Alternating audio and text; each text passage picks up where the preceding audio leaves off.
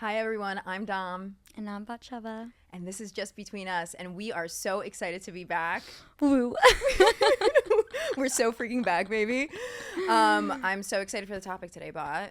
I know this is something that I've currently been working through, so I'm excited to talk about it. And I feel like I've spent the entire summer dealing with this or moving past it.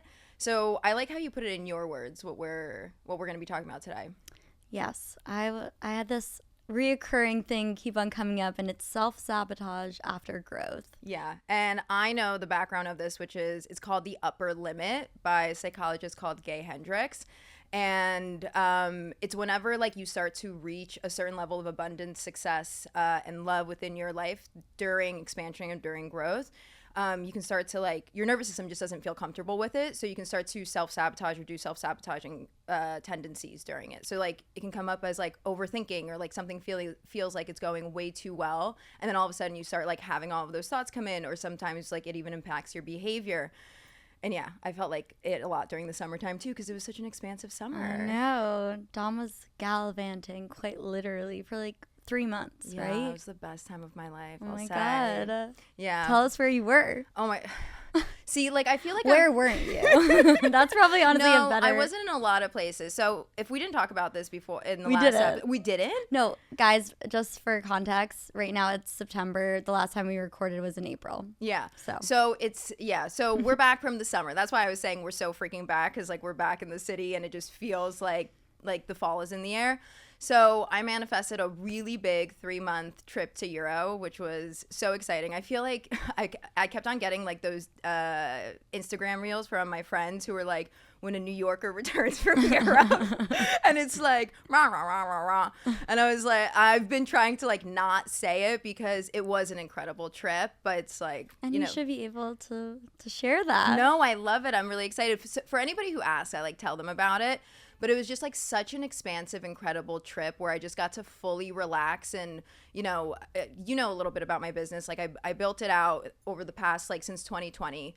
And it's hard being a founder. Even if you're meditating, even if you're doing the breath work, it's hard. And I, for one, love to work. So having 3 months where I get to work, I was working with one-on-one clients in my group program, but to really be able to just follow your intuition, follow your body, and kind of just fully unplug and relax. It was amazing. But at the same time, when you have that much freedom, you start to hit your upper limit where those thoughts start to come in of oh my God, whatever the nervous system is programmed to or has gotten used to. Yeah. How did it come up for you? For me, it's been a lot through dating. I don't know if I even talked about this. No, we haven't, because you told me you were saving it for the podcast. But basically, I started seeing someone new. Yeah. And I haven't been dating someone in a really long time. Yeah. And I just felt myself the past year I've been doing all this healing work and all this meditation and all this inner child reprogramming around my relationship with love. And then suddenly I'm talking to someone that I'm interested in, and I have these moments where what you were saying before with your nervous system, that I literally felt myself, I'm okay, I need to regulate, I'm getting overwhelmed, or I feel I'm self-sabotaging, or I'm waiting for the other shoe to drop, and I'm I don't believe that anymore. I've worked on myself, but it's something that I feel we don't talk about enough, how healing is just one part of the journey. It's then when you're faced with certain of the same type of challenges or things that you've really been working for and manifesting, and then you have it in your lap and you're wait, is this it? Is this what I'm looking for? Can I trust it? It's more so can I trust myself? Am I safe in this? Because the way that our nervous system programs, or the way that we habitually recreate certain patterns within our mind without realizing it, is from either childhood programming or childhood patterns of what made us feel most safe, most loved, and most accepted in our environment. And so those words are really, really beautiful, feeling safe, accepted, and loved. But sometimes the things that happen in those dynamics, they're not that great. So if we had a family member or somebody in our life that we had to dim our light, or we couldn't trust ourselves around, or we have a big breakup or a heartbreak or something that gets programmed in the back of our mind, we then dim ourselves or close ourselves off to being able to expand. And those patterns are going to come up and those fears are going to come up again. How were they? I don't know if you want me to add, no, I don't. Yeah, I'm happy.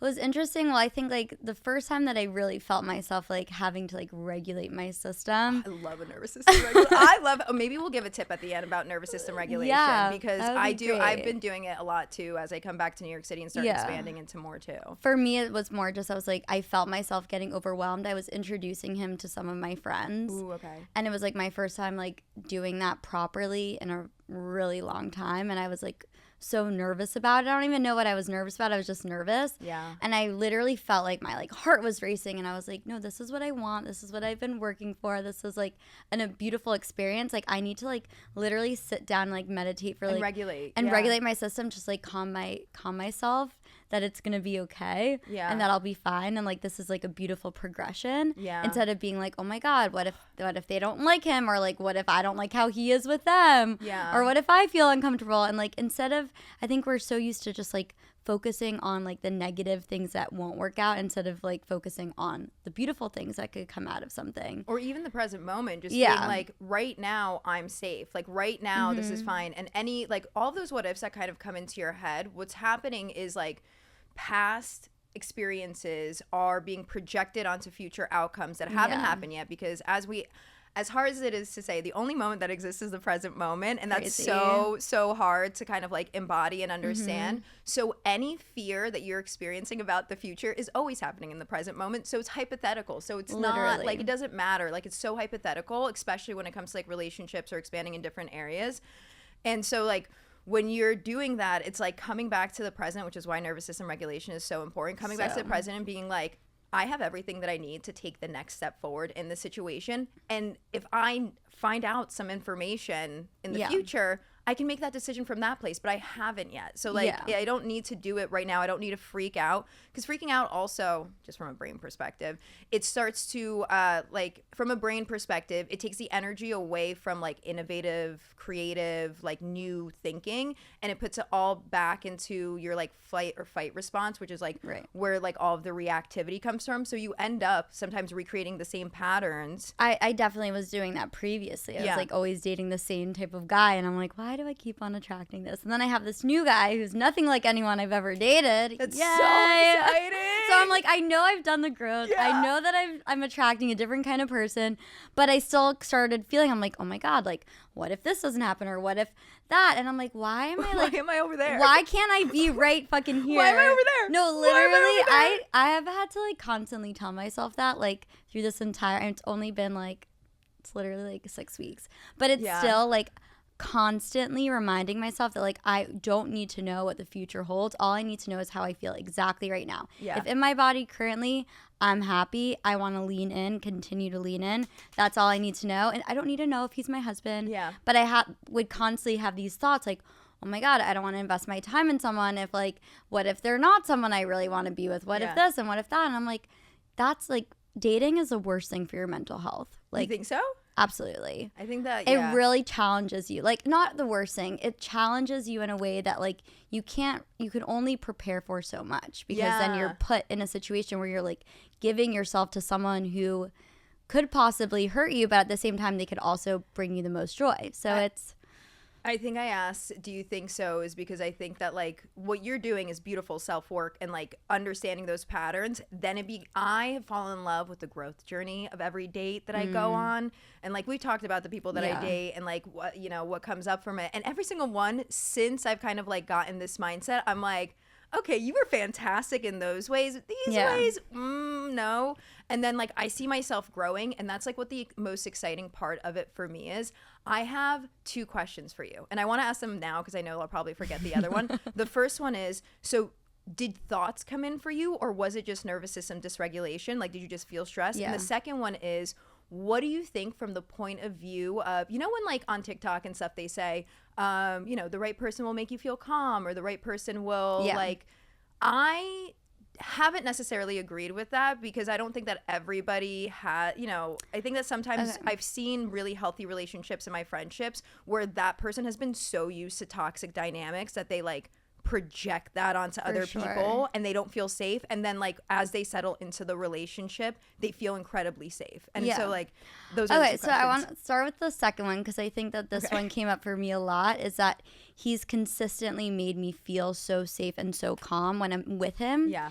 When I'm by myself and I'm like, what's gonna happen, where's this gonna go, like that's all a me thing happening. It has like nothing to do, like he is the most like healthy experience I've ever had. He's never made me question him like once, and I'm not used to that. I'm used to being intoxicated with the people I date. Like Damn, I love a good love a good intoxication. I just love like it. oh my god, this guy was like he was just like steady. I was like every single time like went out with him I was like, I'm intrigued. That was it. I wasn't obsessed. I wasn't like, oh my God. I was just like, you're really cool. I really like how I feel with you. I feel very calm. I feel very safe. I feel very myself. And that is, I've never, ever, ever experienced like something like this. Yeah. So my brain was like, this isn't intoxicating. This isn't toxic. This isn't anxiety ridden. Yeah. Why do we like him? We shouldn't like him. You're used to like intense, like, breaking out of the intoxication to be like a little bit more aware and secure in dating is like one of the craziest. Oh my God. It's like one of the craziest experiences ever, because I love a little bit of intoxication. The way that it comes up for me is like, I love when, you know, a guy bombards me with text messages. Like, I get so giddy and excited. And then, like, usually along the way, I realize, like, this is just, I had an experience like this in the summer. So, like, I was out. Share a little bit. Okay, so I was out in Warsaw. Oh, my God, I hope he doesn't listen to this. But I was out in Warsaw. And I had, like, I had a little guy that I was dating there. A little guy. No, he was I had, like, a little cutie I was dating out there. And the thing that I loved about him most was that, like, the texts were so fun. Like, they were just like really high energy from the moment that we met. It was like really great, and like we were really vibing together. And then I love the beauty of it because, like, I was in Warsaw, so I knew it wasn't going to be anything serious. I knew that I wasn't going to take it to New York City with me because I am looking for something serious, but it was like a vacation. Yeah, a vacation boo. Mm-hmm. And so, like, there was one day where, like, we were like texting, and there was like one day for a day and a half where he didn't text me, and I was like, ooh, dopamine. I was like, oh, like, the dopamine's not there. And, like, thankfully I have like the self-awareness to kind of be like, that was fun, but like I have to be aware that, like, right now my brain is excited about the next text and the next text and the next text. And when it's not there, then, like, my brain is craving the dopamine. Luckily, I had, like, you know, the ability to, like, kind of step back and be like, this is, again, just like a fun thing that I'm enjoying my time with right now. And so I didn't, like, get wrapped up into it. And then, you know.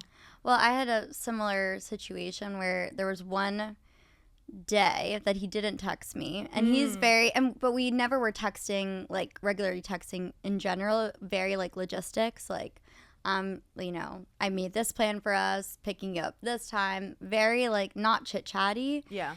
And I knew that I was seeing him the next day, but I was just like, I didn't hear from you. So the next day I see him, and I told him, I was like, I was kind of sad that I didn't hear from you yesterday. Beautiful, Bot. I love that. Wait, and I tell him, like, where it's coming from. I was like, you know, like, I'm used to, like, I know we don't text every day, but, like, and now I feel like we've been seeing each other more. Like, I would want to, like, start talking to you more often. And he was like, you were in the Hamptons with your friends. Like, I didn't want to bother you, but, like, of course I would love to talk to you every day. And then this man, wait, you're going to die from this. I'm going to die. You're going to die. He looks at me, gives me a hug, and says, how can I make you feel more secure? Sorry, moment of silence for the man. I was like, I looked at him, I'm like, are you real right now? Like, I was like, well. I hope that there's some men listening to this out there and just know what that would feel like. My God. For a man to say, how can I make you feel more secure? Literally. No, like, I was, in that moment, I was like, whoa, I just shared my insecurities with you.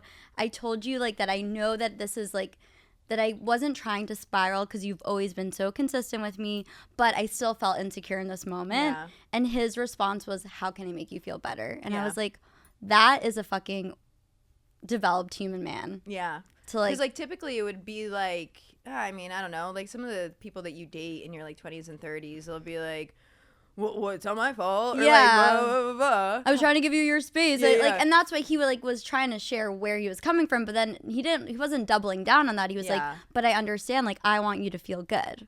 And I'm like, That sounds like a wow. healthy adult communication I conversation. know. Oh my it was God. so beautiful. I'm like, I'm so not used to this. Many more to come, baby. For many more to come. I love that for you. Oh. I think for me, with like the upper limit stuff, it was coming up the most in like my, I guess, work and career while I was like vacationing. Because while I was out there, like I think I have like my programs are going on. My one-on-one coaching is going really well.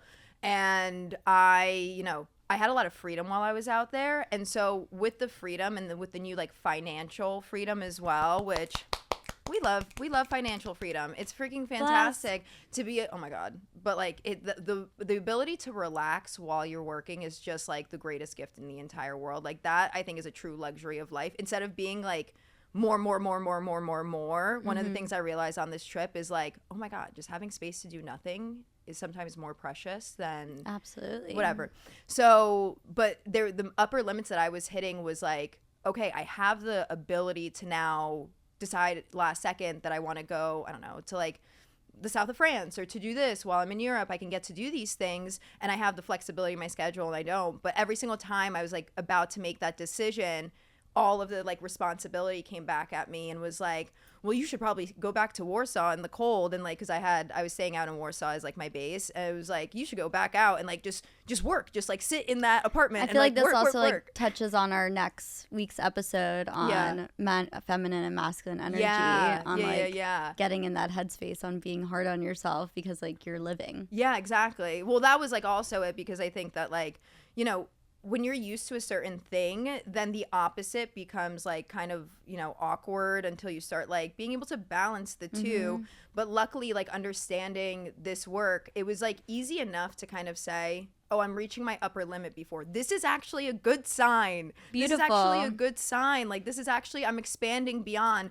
And the way that like it's easy when you understand how to follow your intuition. When you understand what is your intuition, what is your joy, what is your excitement, what is the person that you want to be, which guides you to your intuition. And then also understanding like your typical patterns of fear. Like when you're able to see the two, it's easy to make the decision in the right direction and just kind of wait until like the mental chatter blows over and kind of regulate your nervous system and do all of that. But I think that like for people who are listening to this who might be expanding into different places and don't know that that exists, a lot of those times it feels like bad. No, retreat, go back. And then not that like you should ever worry about ruining a manifestation, but it's a good question to ask yourself, like, is this the next step of abundance? Can I feel safe in this next step of abundance or success or love or whatever is facing you? And am I safe in the present moment is like a really good question to ask too. And I think like if we want to maybe share like some tips, at least like that's worked for me when I've had these moments is like journaling, like writing out all of my like, even if it's writing, I think sometimes facing your fears makes them like less scary because you're writing it out instead of you going in like a spiral in your brain. Yeah. And then for me, I like meditation because if you write it out, then you're like, okay, this is it. Like I see it, I see you, I'm facing you. It's not as scary as it is in your brain, at least for me. My mentor has like before recommended like a fear journal, like where it's like, he said that there's typically times in the day where you experience the fear the most, which is either in the morning or night. I know that like if I have a lot on my mind or if I'm like really expanding, I'll feel those fears in the morning and then I'll meditate and I'm like completely different. Like I'm in a different mental space right now. And so he said like write down all of those fears and look at them, like look at what they're saying and then be like, is this real? And then you can do that too. Like that's really how like we can challenge those fears to see if they're real, which is asking like, is this 100% true without a shadow of a doubt? Right. But sometimes we'll just sit with those fears in the back of our mind without even realizing what our brain is saying to us on a day-to-day basis. Yeah. And that's why I feel like writing it out. And then for me, I like meditating and like breath work. I hate meditating. Miss Meditation Coach over here. Worst practice ever. Just kidding. I freaking love it. But I know that some people like EFT tapping and like there are other things that you can get into. But for me, that's always like been the easiest. And like you've been doing this for years. So. I mean, meditation to me is like one of the most powerful practices because it's not just like it's not just a moment of like stress relief, or it's not just like, even with breath work is really powerful, especially when you know how to do it. And sometimes it can get you into like a psychedelic space where you're like so open and so you've released so much and you're so in joy. But those are like peak moments, whereas meditation, like consistently done, exercises your brain to be more quiet. Like you literally rewire your mind through it. But in the moments of like nervous system regulation, there is nothing. Me and my clients talk about this all the time. There is nothing better than going to silent meditation and being able to be like, I'm just gonna give my brain a break from all the thinking. No, it's just gonna really quiet the F down. It's gonna be silent. And sometimes, I don't know if you experience this in meditation, this is what I experience. Like when I quiet my brain down, I can get right into my heart, and I literally feel all of that like beautiful, stunning energy that I believe is within all of us when we quiet our minds down. Yeah. It is. And like that, I think, for like me in those moments. And it's like, people don't have to be intimidated. They don't have to do it for a long time. Even if you take like 5-10 minutes of just obviously longer better, but like even if you're out, you don't need a long time if you like feel yourself spiraling. Like, remember, I feel like we spoke about this. Yeah, we did talk about it. That's why I laughed. Like when Dom went to the bathroom to amp myself up so that it goes both ways. To wingman bot. Yeah, for sure. Yeah, for sure. You know, you can use meditation to like help you hype yourself up, but also to calm yourself, and that's the beauty of it. I do have a tip for anybody who is listening to this and wants like a really quick tip to like regulate their nervous system. This is the easiest one. I love this. I started to do this when I first started meditating.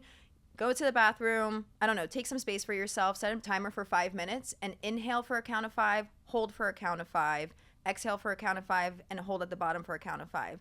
And just keep doing that. Count the numbers slowly as possible, and like wait until your nervous system relaxes, because it's gonna like relax. So the grounding, like explaining meditation right now, when you count as you meditate, you ground your mind into something that is neutral. And so that's what we want to do. We want to like release the, I guess, emotionally triggering thoughts, because even like positive thoughts, if you're thinking positive thoughts in meditation but there's too much resistance to the thing that you're like kind of thinking of, it can bring the negative in, or like the opposite side of it even stronger. So neutral is best. So yeah, 5-5-5-5 breath is like one of my favorite methods. That's like really easy Angel to incorporate. Yeah, it is. Yay. Love. Well, we hope you enjoyed this episode, and if you are going through any breakthroughs, we want you to be going through breakthroughs and incredible things. Yeah. And then just like learn how to make the breakthroughs even better with regulating yourself. And keep going past that upper limit. Like, you deserve it. We all deserve as much like love, abundance, success as like, you know, we want in life. We enjoy it. Yeah. We love it. Yeah. Well, you can follow me at Bachavahard on Instagram, TikTok, Snapchat, YouTube, all the places. And you can follow me at Dominique Perkowski, which is a long one, but we'll have it in the show notes. All right. Love you all lots. Bye.